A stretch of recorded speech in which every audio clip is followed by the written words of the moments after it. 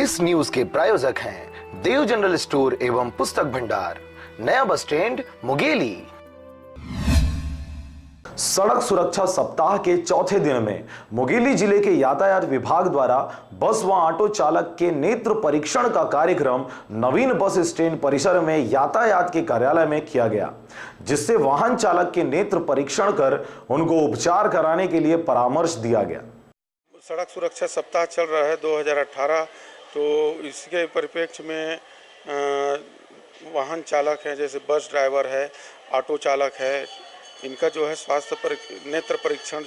कराया जा रहा है सड़क सुरक्षा सप्ताह के चौथे दिन में, और ज़्यादा से ज़्यादा लोगों को आँख चेक कराने के लिए जागरूक किया जा रहा है। हाँ, अब है तो साथ ही स्टाफ लोग का भी आँख का परीक्षण करा रहे हैं। आँख चेक कराने का, जैसे अंधेरे में भी चलते हैं, रात में चलते हैं,